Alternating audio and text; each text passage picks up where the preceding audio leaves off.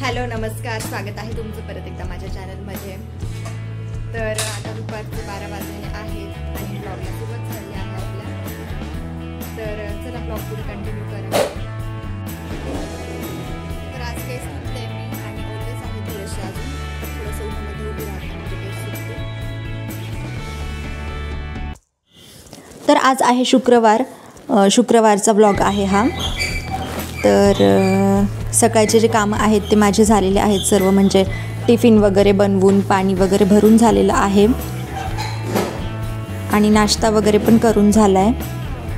तर केस ओले आहेत, म्हटलं चला उन्हात उभं राहू थोड्या वेळ, ऊन पण खूप छान पडलंय आज।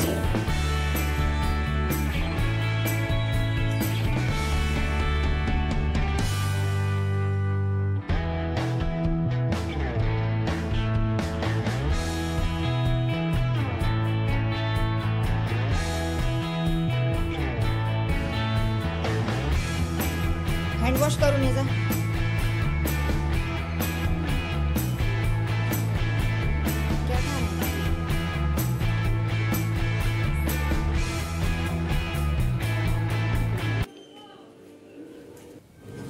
इथे मी मेथीची भाजी आणि कोथिंबीर निवडायला घेतली आहे। तर मार्केटमध्ये सध्या खूप फ्रेश भाज्या मिळत आहे हिवाळ्यात असल्यामुळे। तर मेथीची भाजी पण छान आणि कोथिंबीर पण चांगली मिळाली। तर आम्ही तसं सॅटर्डे किंवा संडेलाच जातो पूर्ण भाजीपाला घेण्यासाठी हफ्ताभराचा।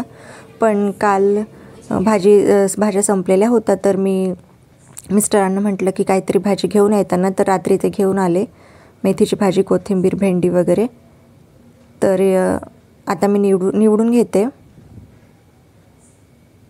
कोथिंबीर पण एकदम फ्रेश आहे।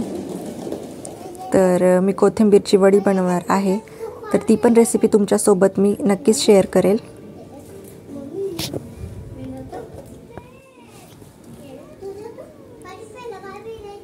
आधी कोथिंबीर निवडून घेते, पटापट निवडून झाली कोथिंबीर, थोडीच बाकी आहे। पण मेथीची भाजी निवडण्यासाठी खूप टाईम लागतो मला, तर अर्धा तास तरी लागला मला दोन्ही भाज्या निवडण्यासाठी। तर आता दोन्ही पण निवडून झाल्या आहे आणि अशा प्रकारे पॅक करून आता मी फ्रीजमध्ये ठेवते आहे।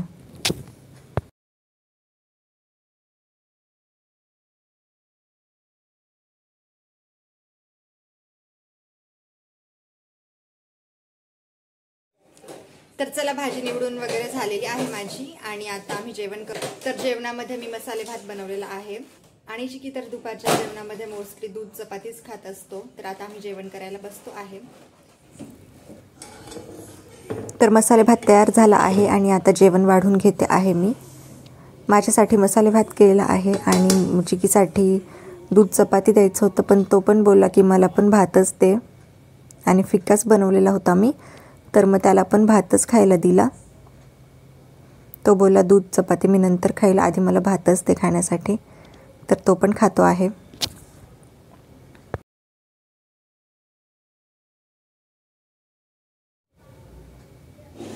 त्यानंतर जेवण वगैरे झालं आणि आम्ही थोडा आराम केला दुपारी, आणि आता संध्याकाळ झालेली आहे आणि रात्रीचं जेवण बनवते आहे मी। तर आज बनवणार आहे पावभाजी। तर पावभाजी बनवण्यासाठी या सर्व भाज्या मी इथे स्वच्छ धुवून घेतलेल्या आहेत आणि त्यानंतर कुकरमध्ये शिजवून घेतल्या। थोडासा पावभाजी मसाला टाकून तडका देऊन आणि जिरे टाकून ह्या सर्व भाज्या मी शिजवून घेतल्या आणि आता मॅश करून घेते। तर पावभाजीची रेसिपी मी याआधी पण तुमच्यासोबत शेअर केलेली आहे जुन्या व्हिडिओजमध्ये।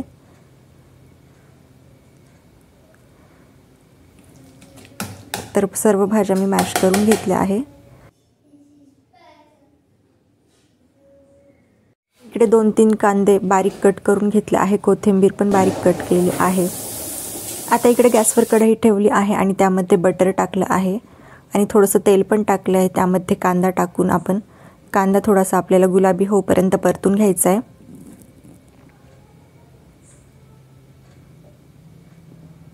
आजची जी पावभाजी मी बनवते आहे ती फक्त आमच्या दोघांसाठीच बनवते, कारण चिकीचे डाळी जे आहे ते त्यांच्या ऑफिसकडून त्यांना पार्टी आहे एक्सप्रेस इनला, तर त्यामुळे आमच्या दोघांसाठीच पावभाजी बनवते आहे मी।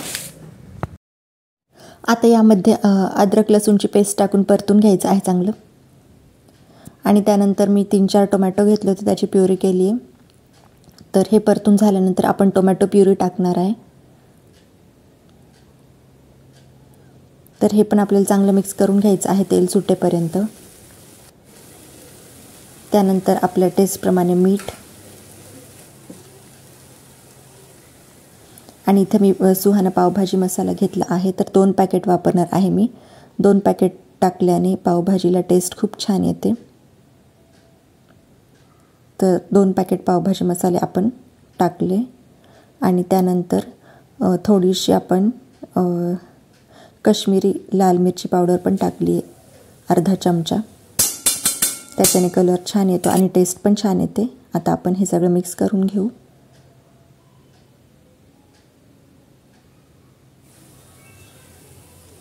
यामध्ये आता आपण जे मॅश करून घेतले होते सगळ्या भाज्या ते टाकते आणि चांगलं मिक्स करून घ्यायचं आता आपल्याला हे.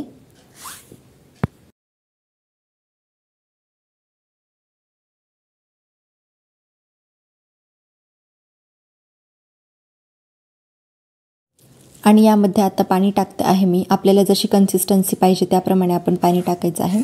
तर मला थोडी पातळच भाजी आवडते, तर मी थोडं जास्त पाणी टाकले, अर्धा ग्लास पाणी टाकलं आहे. त्यानंतर बटर आणि कोथिंबीर टाकायची कट केलेली.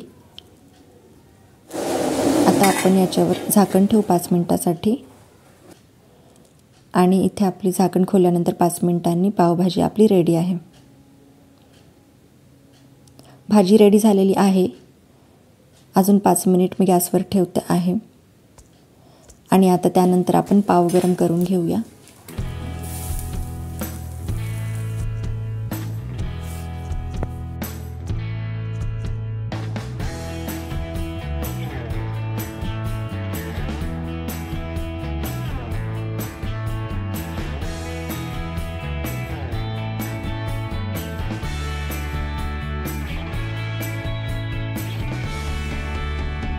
चला, आपली पावभाजी रेडी झालेली आहे आता. आणि मस्त एन्जॉय करूया आता पावभाजी. कशी वाटली तुम्हाला रेसिपी? आधी पण मी शेअर केलेलीच आहे. कमेंटमध्ये नक्की सांगा जर आवडली असेल तर.